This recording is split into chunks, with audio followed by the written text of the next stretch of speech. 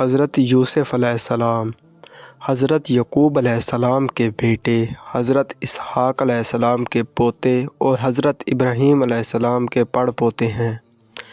والدہ رحیل حضرت یوسف علیہ السلام کے چھوٹے بھائی بنیامین کی پیدائش کے وقت انتقال کر گئی تھیں۔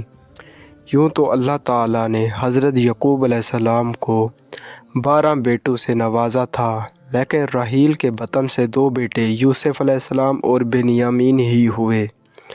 حضرت یوسف علیہ السلام بھی اپنی والدہ کی طرح حسن و جمال میں لاسانی تھے۔ والد کو ان سے بے حد محبت تھی اور وہ انہیں خود سے جدا نہیں کرتے تھے۔ اب یہ بغیر ماں کے بھی تھے اور 10 ستیلے بھائیوں سے چھوٹے بھی، پھر شدید قربت اور محبت کا ایک یہ سبب بھی تھا۔ حضرت یعقوب علیہ السلام نے حضرت یوسف علیہ السلام کی پیشانی پر چمکتے نور نبوت کا مشاہدہ بھی کر لیا تھا۔ سورۃ یوسف کی شان نزول۔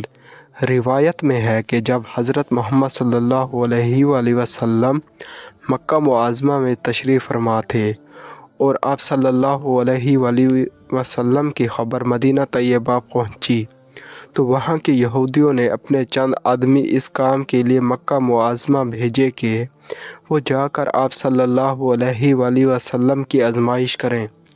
انہوں نے مبہم انداز میں سوال کیا، اگر آپ صلی اللہ علیہ وآلہ وسلم سچے نبی ہیں تو ذرا یہ بتلائیں کہ وہ کون سے پیغمبر تھے جن کا ایک بیٹا ملک شام سے مصر لے جایا گیا اور باپ ان کے غم میں روتے روتے نبی نہ ہو گئے۔ دراصل یہ سوال یہودیوں نے اس لیے منتخب کیا تھا کہ اس کی کوئی عام شہرت تھی اور نہ مکے میں کوئی اس واقعے سے واقف تھا، کیونکہ اس وقت مکے میں اہل کتاب میں سے کوئی نہ تھا جس سے بحوالہ تورات و انجیل اس قصے کا کوئی جز معلوم ہو سکتا۔ ان کے سوال پر پوری سورۃ یوسف نازل ہوئی، جس میں حضرت یعقوب علیہ السلام اور حضرت یوسف علیہ السلام کا پورا واقعہ مذکور ہے، اور اتنی تفصیل کے ساتھ مذکور ہے کہ تورات اور انجیل میں بھی اتنی تفصیل نہیں، اس لیے اس کا بیان حضرت محمد صلی اللہ علیہ وسلم کا کھلا معجزہ ہے۔ سورۃ حضرت یوسف علیہ السلام کا خواب۔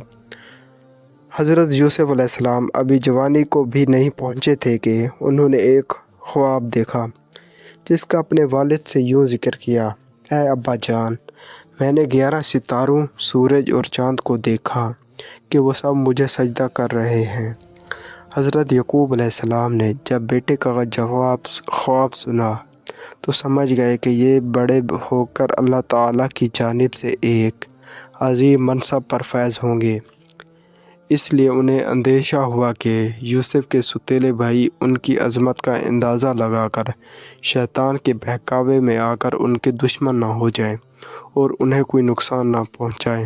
چنانچہ انہوں نے کہا، پیارے بیٹے، اپنے اس خواب کا ذکر اپنے بھائیوں سے نہ کرنا، ایسا نہ ہو کہ وہ تمہارے ساتھ کوئی فریب کاری کریں۔ کچھ شک نہیں کہ شیطان انسان کا کھلا دشمن ہے۔